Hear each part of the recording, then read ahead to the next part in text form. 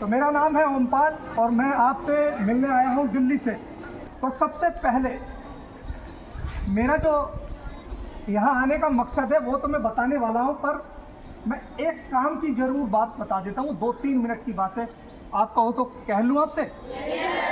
दूसरी बात ये मत समझना कि मैं भाषण देने आया हूँ, मैं आपसे बात करने आया हूँ। कोई भाषण नहीं है।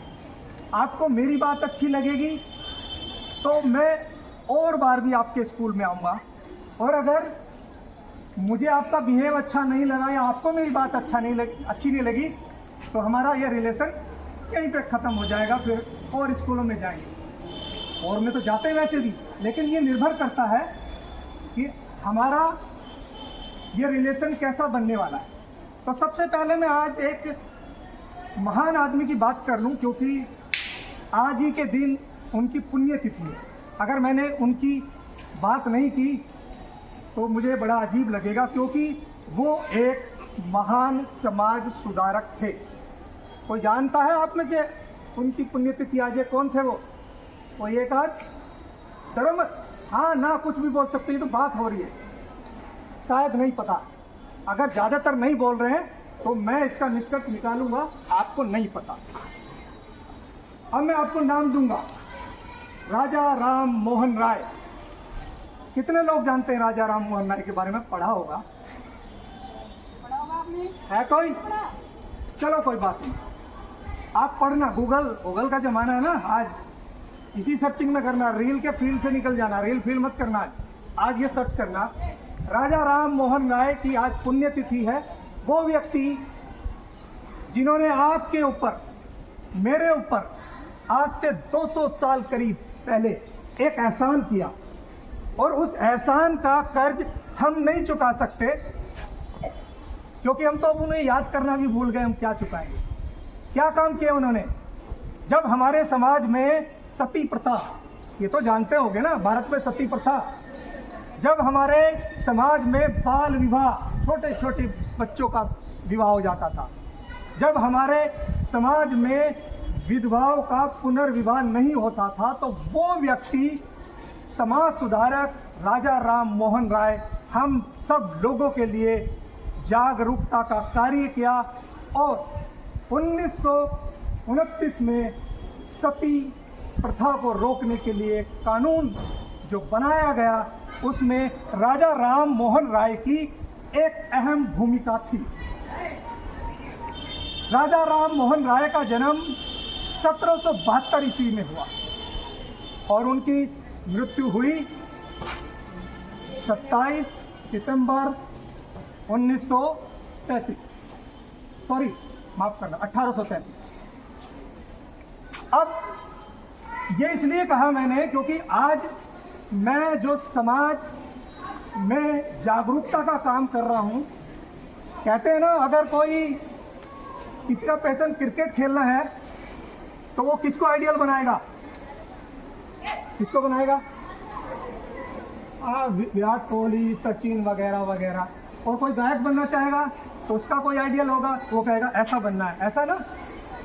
तो अगर समाज सुधार की बात है तो राजा राम मोहन राय, और भी बहुत समाज सुधारक हुए हैं, लेकिन आज उनकी पुण्यतिथि थी। तो ये छोटा सा संदेश इसलिए मैंने आपको बताया, क्योंकि सोचिए, एक ऐसे व्यक्ति ने जिसने हम पर इतना बड़ा उपकार किया, अगर आपको कोई, आपकी सहेली 2 दिन समोसा खिला दे तो वो तुम्हारी बेस्ट फ्रेंड बन जाएगी। कहीं इससे बढ़िया फ्रेंड नहीं है हमारी। और अगर उसने कुछ तुम्हें गिफ्ट दे दिया बर्थडे पे अच्छा खासा, तो फिर तो वो क्या सब चलता है तुम्हारी जनरेशन में, बेस्टी हो जाएगी। तो एक ऐसे व्यक्ति जो हमारे लिए इतना करके गए, और हमारे पास इतना भी वक्त नहीं है सोशल मीडिया पर कि हम उनके लिए श्रद्धांजलि अर्पित करते।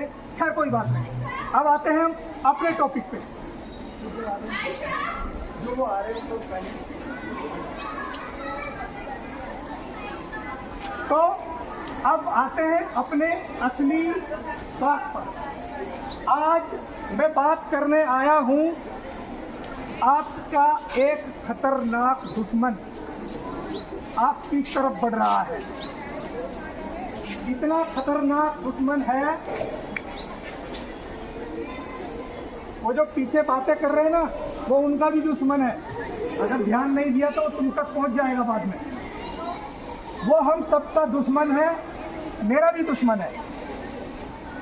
अब आप सोच रहे होगे ये दिल्ली रहता है, हम बिजनौर में पढ़ रहे हैं, कोई अलग अलग गांव से है। यार हमारा दुश्मन, इसका दुश्मन, आज तक तो दुश्मन या तो ज़्यादातर एक दूसरे के गांव में दुश्मन होते हैं, या मोहल्ले पड़ोस में होते हैं, या चाचा ताऊ में भी बन जाते हैं। लेकिन एक ऐसा दुश्मन जो मेरा भी है, आपका भी है, आपके टीचर्स का भी है, कोई बता सकता है ऐसा कौन सा खतरनाक दुश्मन है जिसकी मैं बात करने वाला हूँ? कोई बताएगा? कोई बात नहीं। जब मैं आपकी एज में था तो मैं तो मुंडी भी नहीं हिला पाता था। आप कम से कम कुछ तो कर रहे हो, तो ये बात चल रही है। क्योंकि लेक्चर दूंगा तो सो जाओगे, भाषण दूंगा तो नेता समझ बैठोगे। ना मैं सुलाने आया हूँ, ना नेतागिरी करने आया हूँ, मैं आपको जगाने आया हूँ। और जगाने इसलिए क्योंकि उस दुश्मन को जब आप पहचानते ही नहीं तो सोचो उससे लड़ोगे कैसे? सही बात है ना? अगर तुम्हें पता हो ना मेरी फलां सहेली मेरी चुगलखोरी करती है तो सतर्क रहोगे कि नहीं, इसके सामने मत बोल दियो, ये सब में फैला देगी। तो जब तक दुश्मन का पता नहीं चलेगा तो हम उससे लड़ेंगे कैसे? अच्छा एक बात बताओ, एक साल में कौन सी ऐसी खतरनाक बीमारी है जिसमें सबसे ज्यादा लोग मर जाते होंगे? कोई जानता है ऐसी कोई बीमारी? कोई भी बता सकता जिससे ज्यादा लोग मरते हो भारत में? है sorry, heart attack. Very good, heart attack भी है, हार्ट अटैक भी। और कोई बताओ? कैंसर, कैंसर भी भारत का गढ़ बनता जा रहा। वेरी गुड, ये भी दुश्मन। और कोई बताएगा? Sorry, AIDS. ये इनकी परसेंट अब थोड़ी कम होगी अवेयरनेस के, लेकिन है, ये भी दुश्मन है।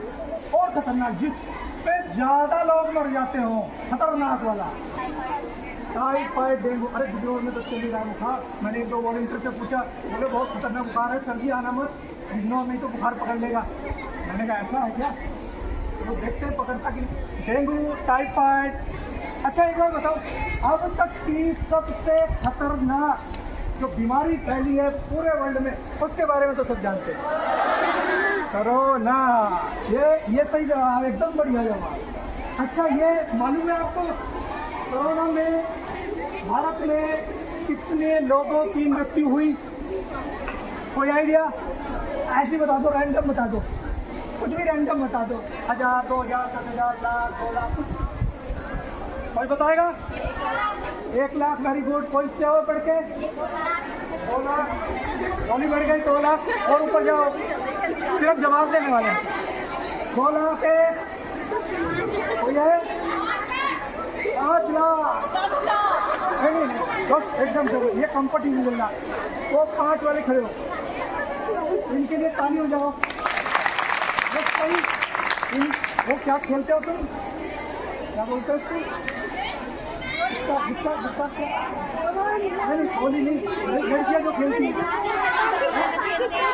इसको निशाना मारते, फिर तो इनका निशाना बिल्कुल सही जगह लगा।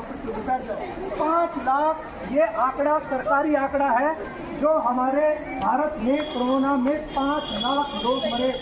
और हर घर में व्यक्ति डरा हुआ था। डरे थे कि नहीं डरे थे कोरोना से? सब लोग घबरा गए, घरों के अंदर बंद हो गए। अब मैं जिस दुश्मन की बात कर रहा हूँ वो हर साल भारत में 20 लाख लोगों को मार देता है। पता था? किसी को पता था? 20 लाख वायु प्रदूषण की वजह से भारत में मारे जाते हैं। अभी तक डरते थे? सोचा था कभी? ये संख्या पता थे किसी को? अब सोचिए, कोरोना खतरनाक या क्लाइमेट चेंज, वायु प्रदूषण खतरनाक है? इसको रोकथाम कैसे कर सकते हैं? पेड़ लगाएं। इसको रोकथाम करने के लिए पेड़ लगाया जा सकता है। आप में से किसी के भी नाम का कोई पेड़ है? पहचान है तुम्हारी? अपने नाम का कोई पेड़ है तुम्हारा? तुम्हारे गांव में जाओ और पूछो, अल्लाह आपके नाम से ये लड़की का कोई पेड़ है? नहीं है? तो अब हमको क्या करना है? एक पेड़ अपने नाम का लगाना है और एक पेड़ अपने परिवार वालों के नाम का लगाना है। आप कहो अगर आपसे ना लगे तो मुझे बता देना, मैं आपके नाम का और आपके परिवार वालों के नाम का पेड़ लगा दूँ। अब इससे आसान क्या कर सकता हूँ, लेकिन आप सबको लगाना है। अब ये बताओ, आप में से कौन कौन बच्चे चाहते हैं कि हम अपने और अपने परिवार वालों के नाम का पेड़ लगाएं?